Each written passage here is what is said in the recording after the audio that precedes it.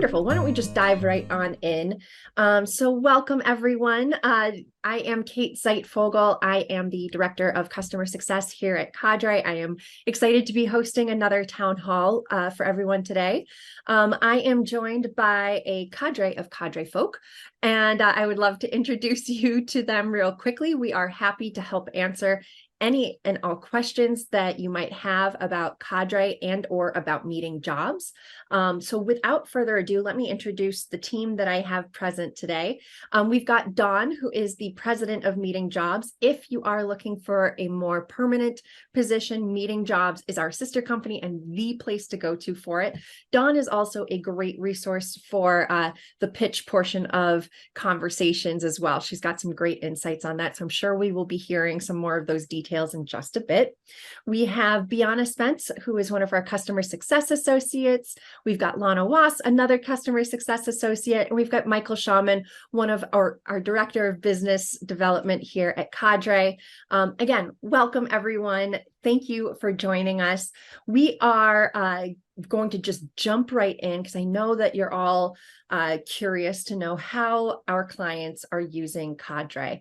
And so, especially now that things have been ramping up, we're getting towards the end of 2022, but 2022 really got us back on our feet after the craziness that was the pandemic. So what we have seen over the past year, we aggregated that data and we wanted to share some of that information so that you know how clients are using Cadre so you can better tailor your pitches and tailor your profiles as well. Again, feel free to jump in with any questions at any time. Feel free to join in the chat if you don't want to verbally share your question or anything else like that. But today, again, like I said, we are going to be discussing how clients use Cadre. And our clients use Cadre in a variety of ways, as I'm sure you have seen. But one of the primary ways that we have seen them really use Cadre is looking for those longer term planners to help fill in those missing holes on their team. As so many of you know, these clients had to furlough and let go a bunch of people. And so finding people that they can contract on a as needed basis has been really important. So Bianna, if you would share your screen, please, we can start showing people what that all looks like. The fact that our clients have a choice as to the types of people that they contract, the how they set up their programs, and how they find the people that they need. So Bianna is currently showing us a dashboard for one of our clients in here, just to give you a rough idea. It looks very similar to Freelancer's side, but as you know, the number one thing that they need to do in here is to post their project so that they can find you. So the first thing that they need to do, go ahead and click on that post a new project right in there. Excellent. And as you can see right from the get-go, clients have the choice of selecting the type of person that they're looking for, the type of contract that they're looking for. And I know that this is kind of a newer concept for us, but one of the questions we frequently get is, why don't I see all of the postings out there? I feel like I'm missing something. Well, if you happen to have that skill set, that in-office remote freelancer position is going to be those pre-planning hours, maybe that Cvent Flex Web Assist work, maybe it's the registration prep ahead of time, whatever they happen to need, that's going to be that in-office remote position. Wonderful. I know many people are familiar with the on-site, but this in-office remote one is one that we're seeing a lot of. And I know that Michael, being our sales guy, has seen a lot of that. Michael, can you speak real briefly to how much you're seeing in terms of what clients are asking for? Are they asking for a lot of on-site, a lot of in-office remote, a lot of both? What are you seeing? I think we still see a steady diet of on-site, but to your point, one thing that we've noticed over the past year and a half is a tremendous uptick in very narrow requests. I mean, in the positive light, longer-term project roles. People were laid off, people were furloughed, and I don't need to tell you, Kate, how often do we, get a request for, I need someone in Chicago who knows Cvent Project Flex, who knows on arrival. I need that person for a period of 6 months. So these longer term projects, which typically require some kind of proficiency in event technology. We all know Cvent's the big elephant in the room when it comes to that.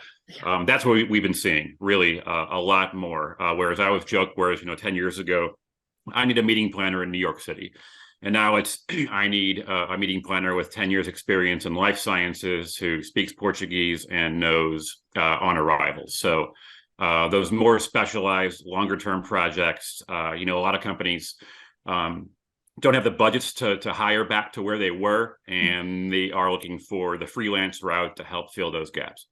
Excellent. Thank you very much. I appreciate your insight, as I'm sure everyone else on this call does. Bianna, let's go ahead and show people real fast what it looks like to post that project, to fill in those data. Oh my goodness. Can you tell it's almost holiday time? I'm tripping over my words. So it's real quick, real easy for people to fill out the information. Why don't we go into one of the drafts, Bianna, so that we can see perfect.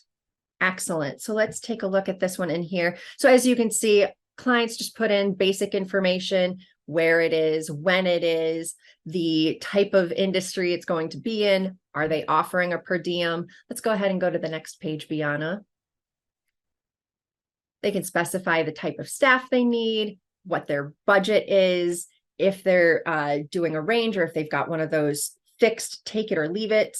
And I know that we have seen frequently that clients will put a range in there when they're looking for those competitive offers.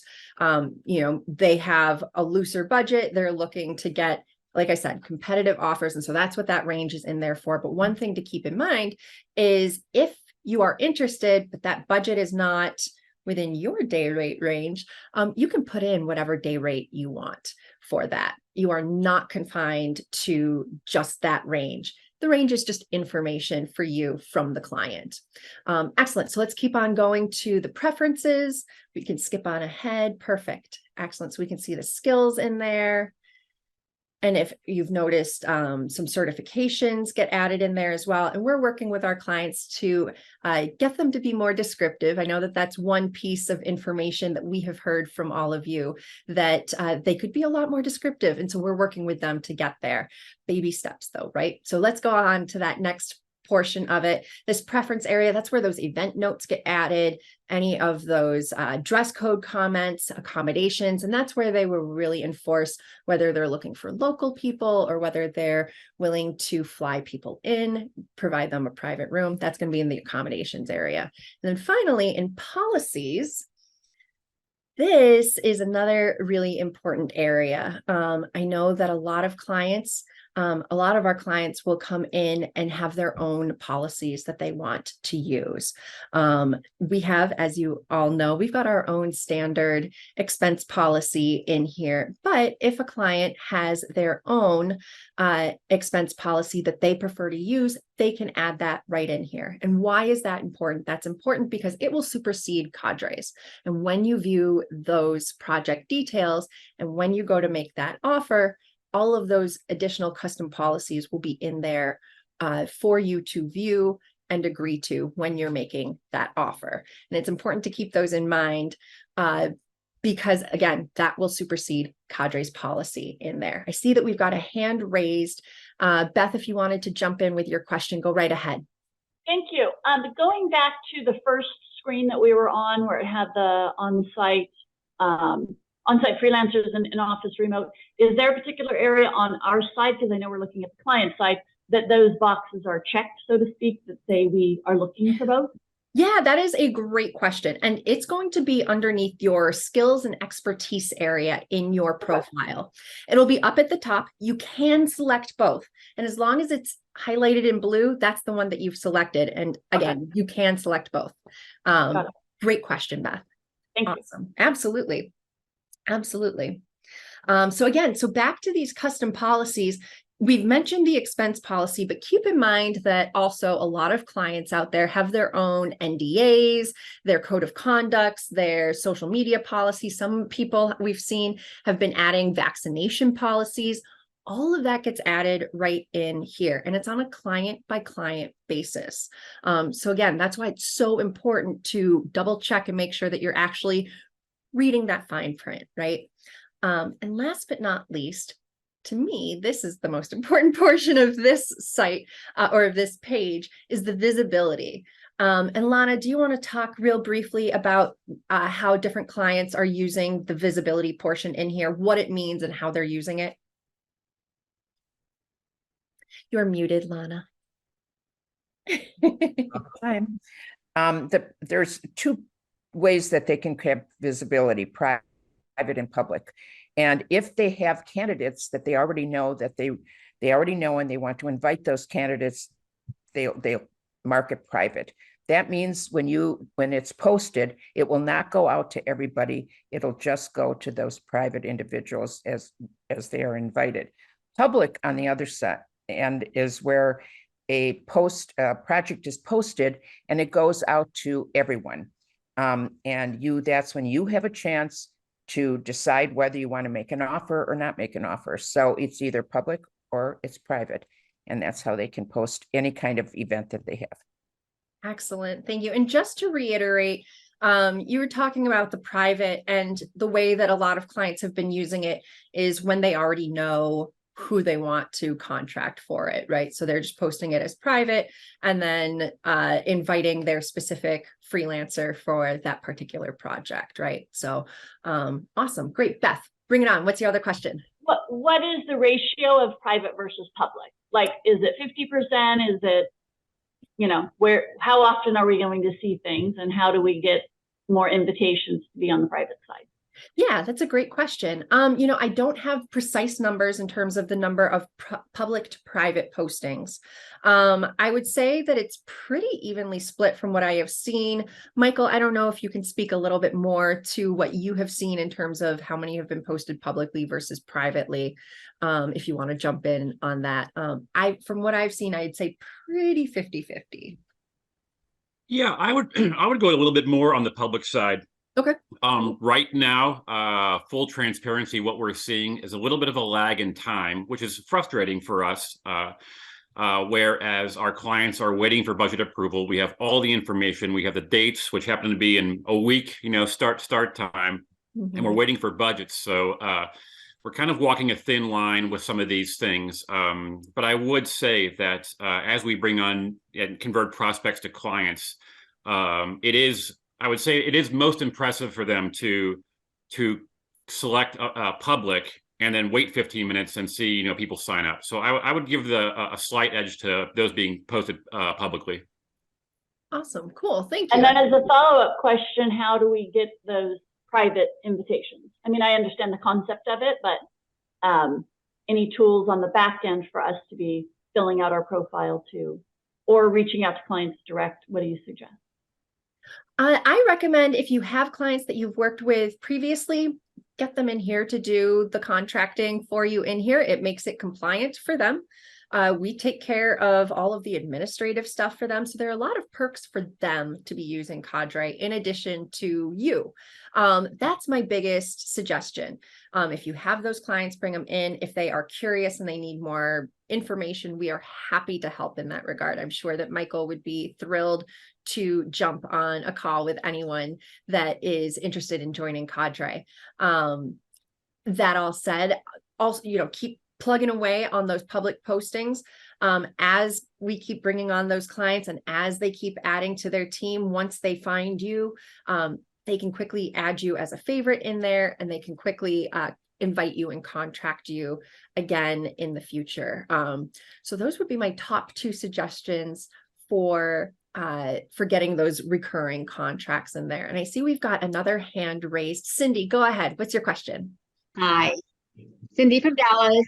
Chilly Dallas today. Chilly everywhere. Oh my goodness. I was going to wish for the warmth down there, but I'll keep my chilly up here. What can we do for you, Cindy? Not today.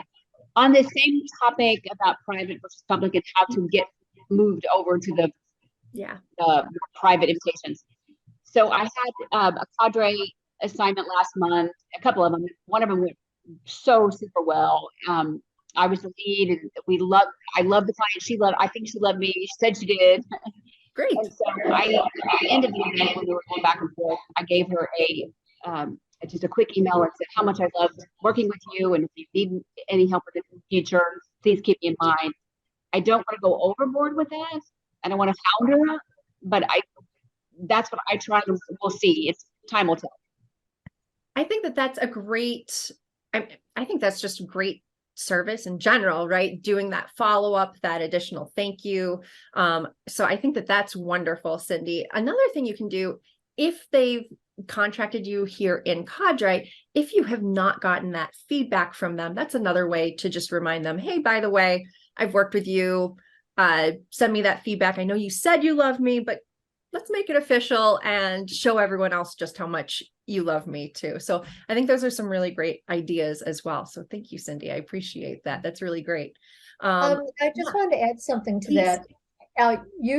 I think using the Cadre terminology when you're talking to your clients or emailing them is also good, saying, add me to your team on Cadre. Please, when you post again on Cadre, invite me to your program.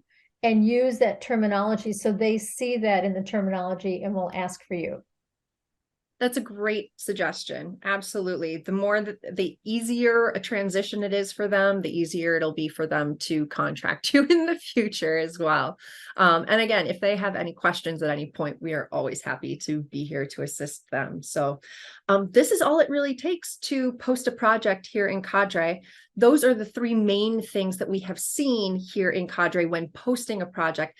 Now, the other thing that I wanted to show to everyone is what we're seeing from our clients when they go to add to their team. So to answer some of those questions with a little bit more detail, Bianna, would you hop over to one of our, either post this one privately, because I don't want to mess anyone up, but, or we can go over to one of our, let's go over to one of our active, perfect.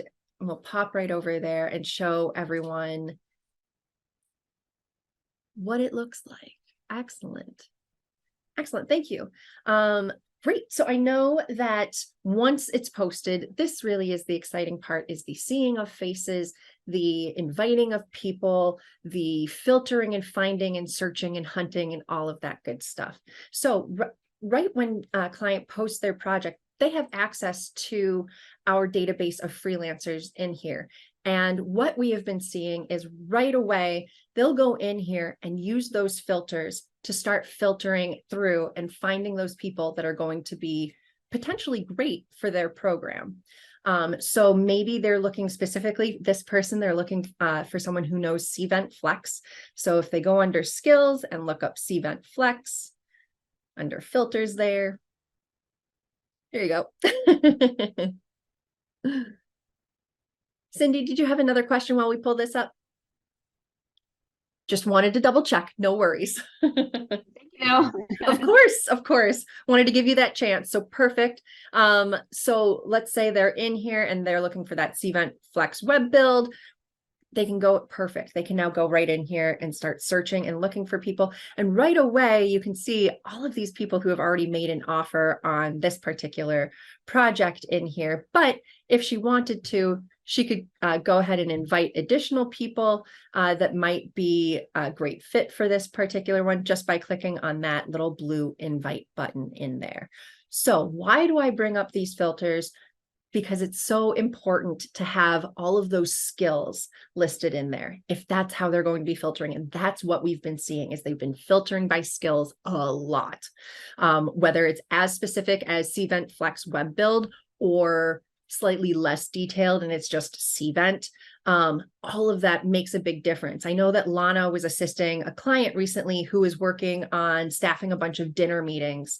And when Lana was assisting with it, she went to go find people that have dinner meetings listed in their profile. And if it wasn't in there, the client didn't look at you. So having something as simple, so to speak, as a dinner meeting listed in your skills can be a big difference between being seen and not being seen.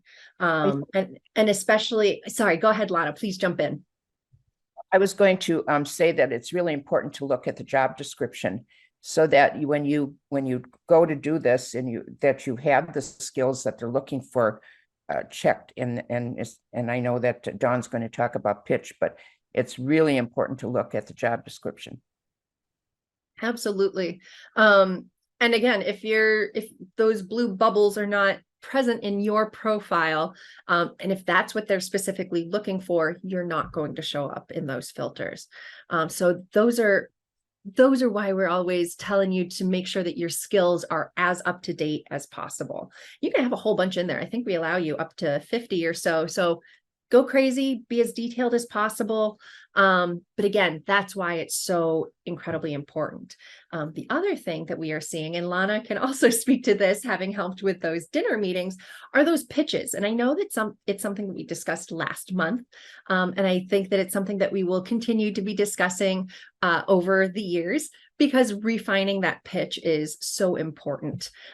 So Lana, do you want to briefly touch on some of the things that you noticed? And Biana, if you could show us some of those examples of pitches that we looked at, that we've sent out previously, that would be great. Thank you. Lana, you're muted again, my dear. I was muted. Thank you. I think that one of the things that, again, I'm going back to looking at the job description, and if it says pharmaceutical is what they're looking for, or locals are what they're looking for, or they're looking for a specific skill set, that in that pitch somewhere you have that indication. Because when I was looking at very many people that would come in and want to make an offer, those are the people I would pick out. If I saw dinner meetings, if I saw pharmaceutical, and the really specific type of things. If you say things like, I'm interested, that's not going to be, or I'm the best candidate for this. I think it's show me why show us why you're the best candidate, or the client why you're the best candidate. So I think that's a real kind of brief description of things I've come across that people just weren't targeting on the things that were important to the client. Yeah, if I could add to that. Jeez, I was just about to ask. Yeah, put yourself in the position of the hiring official. And if you're busy and you need somebody with housing and registration experience, you need somebody with travel experience, you need somebody with transportation, rooms, CVent, flex, whatever, you're going to look for those keywords, as Lana said. I doubt if anybody's going to hire you just because you're an energetic, responsible, team-oriented individual. That's our industry. We all are. So you've got to be detailed, and and as Lana said, they're going to pick up on those things.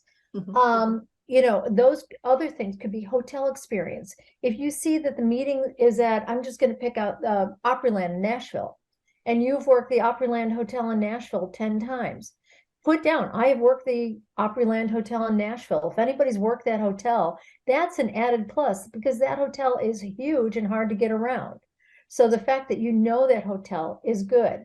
What industry niche? Again, pharmaceutical, financial, incentive, medical, association. What is the industry niche? CVent. Now it's not just knowledge of CVent, it's detail of what knowledge of CVent. Mm-hmm. I'm trying to think what else. You've got to put down what makes you stand out from everybody else. And that's also in your video. For those of you, I'm going to just touch on the video, because I've wandered through the pages and I see that a lot of people don't put a little video push on themselves. And that is really important. Think again, put yourself in the hiring official's position of when you're looking at something on Vrbo or Airbnb, the more pictures, the more videos, the more that there are, the more likely you're going to go to that property, because you have more of an idea of what you're buying. They are buying you.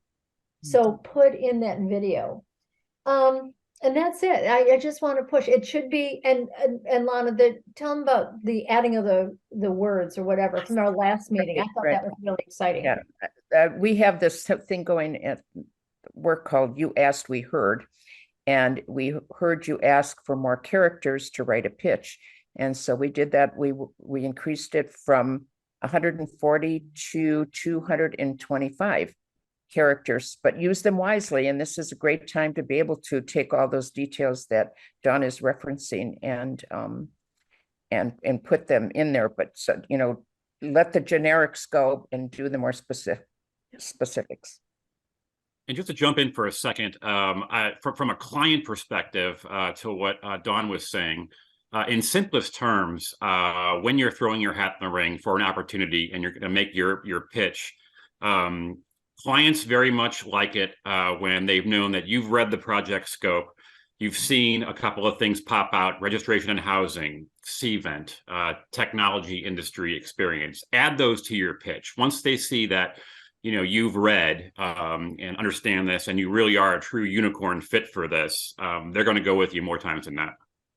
That's a really great point. Yeah, go for it, Dawn. Add one other thing. Check, recheck, and recheck for typos and grammatical errors. Absolutely. I mean, I saw one the other day where they actually said they were detail oriented and spelled detail wrong. Oh. Now, it's easy to do things, or an or an AA, because sometimes spell check will not pick those things up.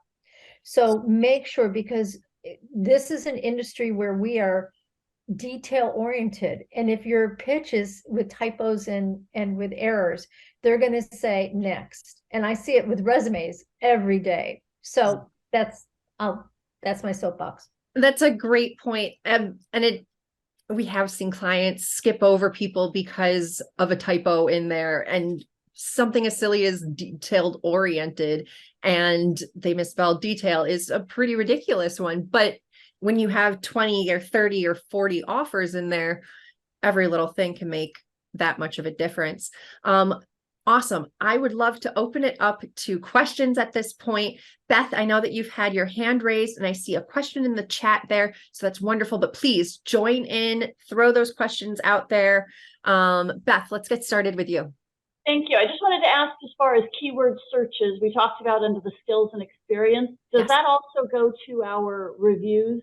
Like if somebody said something specific about Beth did a great event in CVent, but I didn't have that in my skills, I'm just using that as an example, would that get pulled? That's a great question. At the moment, it does not. Oh, okay.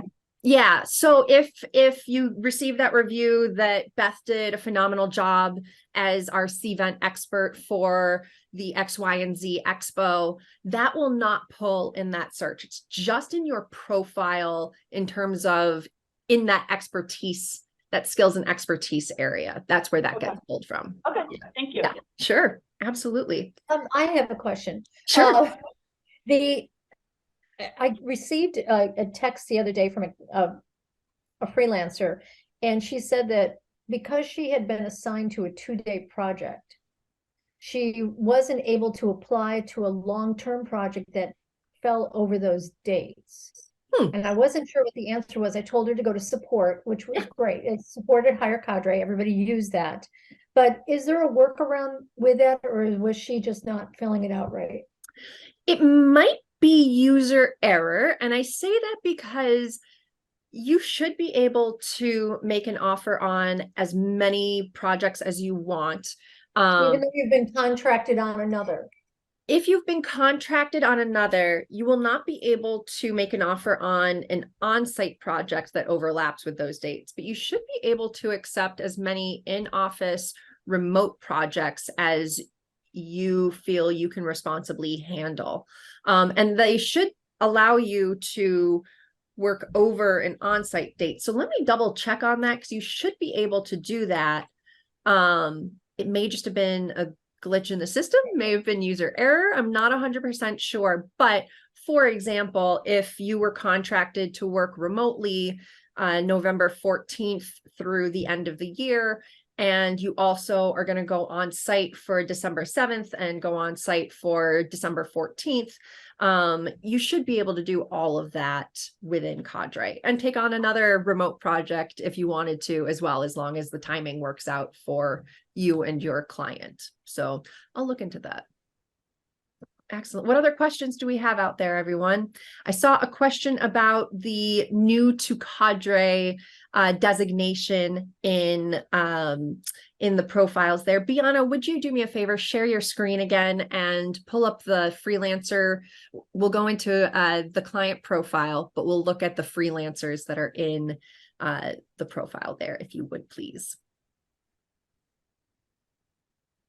Wonderful. Perfect. Yes, that's exactly it. So we have changed fairly recently how we are showing the reviews in here, because we didn't want people to have it look like you've gotten absolutely nothing and to have people misconstrue a 0 in there as you being a 0, because you're not. You've worked hard and we're a new enough company that all of that feedback has not been pushed through here yet. So that's what that new to Cadre designation means. It's so that when clients come in here and they don't see any stars next to your name, they don't have to wonder, oh, is it because she's bad, or is it because she just is brand new to the platform? You're brand new to the platform. We're a pretty new company, pretty new platform. So if you haven't gotten any feedback, that's what that designation is. Now, how do you get those stars? I'm sure is going to be a follow-up question to that. So let me anticipate that a little bit. There are a couple different ways. One, if you've been contracted in Cadre, your planner or your client will automatically receive an email asking them to leave feedback on you within Cadre, and it'll automatically post right away. That all said, you can also send requests to clients that you've worked with outside of Cadre for them to send feedback to you within Cadre. There are a couple different ways of doing that, and I'm happy to delve into that. I know that we've got other videos for it, but let me know if that's something that we should all delve into. We can have Bianna pull that up in just a moment, but questions that I can help answer for right now. Doing all right? Kate, there's another question. Yes, please. What's the question? Okay, the question is, this is excellent news, and I made an offer today and used numerous abbreviations. Is that not a good idea? I believe it was covered a couple months ago as acceptable. This is from Marsha Williams. That's a great question, Marsha. It is something that we addressed a couple months ago. And I think that it's, even though we have expanded that character limit to give you a little bit more flexibility there, I do think certain standard abbreviations are fine. Dawn, please feel free to jump in and tell me I'm wrong on that. But I think that we all said that if you were to say, I'm a 20-year veteran of the industry, or I worked on this for 3 years and did YR as your abbreviation for year. If you use AV, F&B, standard industry common abbreviations, I would stay away from ones that people are going to say, what the hell is this? Stay away from those, but the standard industry abbreviations you could use without a problem. Use an ampersand instead of the 3 letters for AND. I think that that's fine as well, as long as it's not all over the place. But I think that those, like Dawn said, those standard abbreviations are totally fine to help you expand your character limit there. So great question. Beth, did you have a question? I did. It was regarding the profile, and I sent out the link to ask people to write a review, and they've done that. And I did send this into support Cadre just to confirm the answer is we don't get notified when somebody does that, and then they come on our profile as anonymous. So it's a little bit of a guessing game of, me asking these people and them saying, oh, you don't necessarily hear back from them. So you don't know who to follow up with or not. Is there not a way that it would tie back to saying who submitted that? It's a great question. It's something that our tech team is working on right this second. And it should be coming through in the next few days, actually, where there'll be a way to keep track as to who has responded. Can you send a follow-up on there? So it'll all be right in there for you to keep track of. It's not rolled out just yet, but when it's ready, I anticipate showing it all off to everyone because it'll be a really nice way to keep track of everything. But this specifically will be in that work experience area. So when you add that past work experience, you add that previous client's name, and we automatically send that email. In that area, we are adding some icons and some notes in there so that you can know where in the process things are. And when you do receive that feedback, it'll show up in there as well, in addition to being in your general feedback as well. That's a really great question. And I'm really excited to be able to show that to everyone once we have that rolled out. because it is hard to keep track of all of that stuff. And especially when we post it anonymously too, it's hard to keep track of all of it. So wonderful questions, everyone. How else can we help everyone today? I'll give you a few moments if you're typing your question. I'm just going to fill the air for a moment or two. Feel free to raise your hand. You don't have to come on camera if you want to ask a question. It is virtual, so I won't bite hard, I promise. But I also won't keep us here too much longer. If there are no other questions, I will go ahead and let everyone return to their Tuesday. So please feel free to jump in with those last minute questions. In the meantime, I do encourage everyone to follow our YouTube channel, youtube.com/@HireCadre. We just got our new URL, which is very exciting. I also encourage everyone, if you haven't checked out meetingjobs.com, they are fantastic. It's not all full-time stuff. They do have some part-time gigs here and there, which might be fun to pick up as well.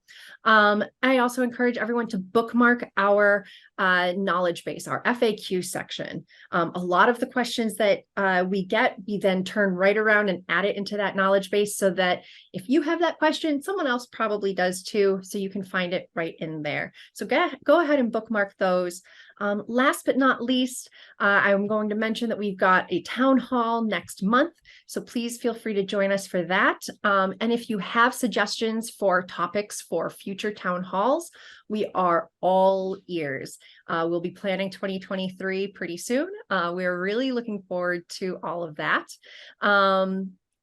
Any other questions I can help answer before I let everyone sign off? All right. Well, wonderful. Thank you, everybody. I appreciate all of your time today. Have a wonderful holiday next week. Be safe if you're traveling. Be safe even if you're not. But enjoy. We'll see you all next month. Enjoy your Tuesday. Thank you, everyone.